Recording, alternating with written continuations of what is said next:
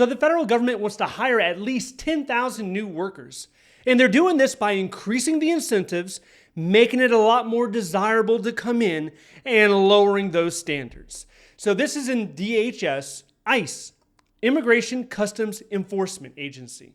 And the way that they're doing this is right now, you don't need a college degree. You don't need a college education. And you can be any age. Now, previously, the age range was between 21 and 37. That's all gone now. So if you're 18, 19, out of high school, come on down. They'll accept you. If you're over 37, let's say you're in your 40s or 50s, you can apply. That was a big one because oftentimes people would do a military career and there was an age waiver up to like 40 or something like that. But this expands it so much further where you could be in your mid to late 40s. So it's an option for you. What type of salary are we looking at? Coming in $50,000 to $70,000 a year. Then you can work your way up to GS-13. That means six figures. That means about $150,000 on the top end, depending on your location. And then when you add on overtime, well, you're talking about a nice hefty salary, especially when you compare it to other salaries. If you look at the average salary right now, 2025 is probably around $60,000 a year. So you're well exceeding that with a position like this. Now, ICE has been hurting for people this year. So much so, they've been poaching local police departments, local sheriff offices. How does this happen?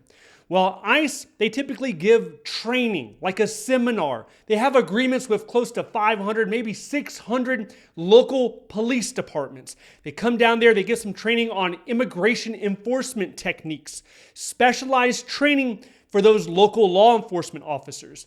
Then, after the training, they pass around the clipboard or you type it in the computer. You're putting your first, last name, and your email address in your organization. So what ICE was doing is they had a targeted, aggressive recruiting campaign sent to those emails. And what that meant was they were encouraging police officers in a department that was already struggling with low staffing. It's hard to hire in some of these police departments. We're looking at Florida, Texas. They cannot offer high incentives. Like if you look at ICE, the email they sent out, they were saying $50,000 cash after I think 3 to 5 years, $50,000 bonus. On top of that, $60,000 in student forgiveness. A local police department cannot offer those. Maybe NYPD, I don't know. But if you're looking at the smaller ones, Florida, Texas, California, they probably cannot match that. So understandably, the sheriffs, the leadership in these agencies, they were highly upset. So much so, I believe the White House recently issued an apology saying, hey, we're sorry. They want to keep their partnership alive. But this shows you how much they're hurting. In addition to that, FEMA, right? Another sub-agency underneath Department of Homeland Security. FEMA employees that were on administrative leave because they were on their way out, they were trying to get those individuals laid off. They received an email on Tuesday, so a couple days ago. They received an email saying that they've been reassigned to Immigration, Customs, and Enforcement. They've been reassigned to ICE. And if they do not accept the reassignment, they could be let go completely. It's clear to see why they're trying to aggressively hire. It's because of their goals. They have a goal of over 400,000 people being deported this year, 2025. They're trying to arrest around 1,500 a day. That would be considered satisfactory performance for the agency as a whole. 1,500 people need to be arrested on a daily basis. So not only are they going on these aggressive missions to deport people, but they're also hoping because of the aggression that more and more people are going to select to be self-deported, meaning that they just leave on their own. That's the final objective, to get as many people that are here illegally back to their home country. Now, for this job that we're talking about here, this is 1811. It's under criminal investigator in usajobs.gov, so you can filter it by 1811, or you can just filter it by agency. It's going to pop up. There's a 12-month roster job announcement. So it's going to be open all year long, and they're going to be collecting applications open to the public. You do not need any special or fancy hiring path to get in. It's right there. Pretty intuitive. You just click the buttons. You should be able to apply if that kind of thing interests you. If you were to consider it, it is a multi-step process that takes a considerable amount of time to actually get hired. But out of all the steps, probably two stand out as the hardest. Number one, I would say, is the background check. I don't know your background, but for some people, they're concerned what they have in their background, and that could be a barrier. The second one is the academy requirement. All the education that's required, I would say about 5.5 months. I would say between 5 and 6 months. The training is usually in Georgia, and most people are able to pass. As long as you're able to attend and you don't have a family emergency, because that's what usually happens. You have somebody in the academy, a month or two later, there's a family emergency, they have to leave the academy, they end up dropping out. But if you just stick with it, it has like a 95% pass rate or even above that. Also, there was a recent report that showed 1 in 4 employees from the Department of Homeland Security were thinking about leaving. So 25% were considering leaving, and that plays into the attrition rate.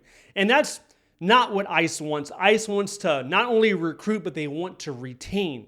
Are they able to do that? You can look at their numbers when it comes to morale. When it comes to their satisfaction score, it's not that high.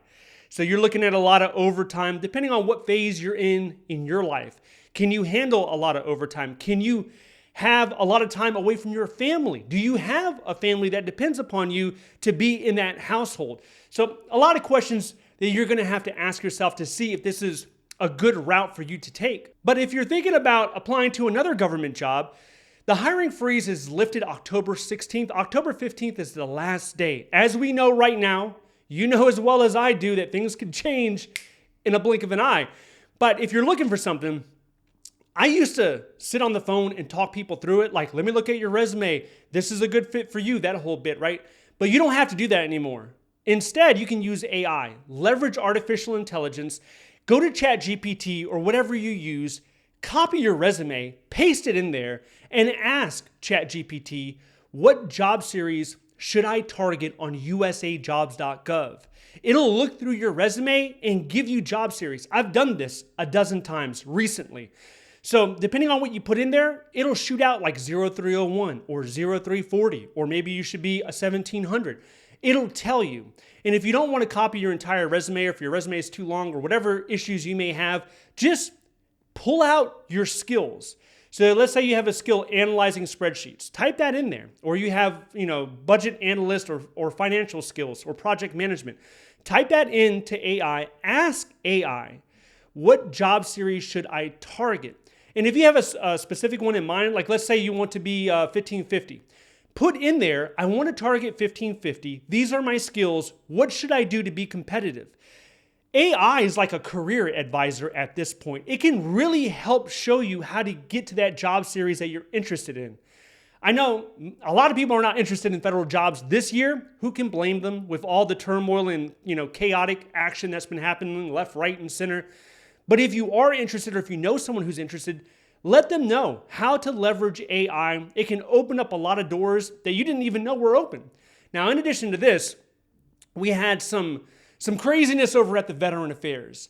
And mainly, you have the Secretary and the Trump administration in general. They're saying, we're not going to fire, we're not going to lay off nurses or doctors or frontline providers to veterans. Well, they didn't have to, because these individuals, they left on their own. A lot of times they didn't even need an incentive. They just saw what was happening around them. The workload was increasing and the respect was decreasing. That's all that needed to happen. That was the perfect storm, and they're out.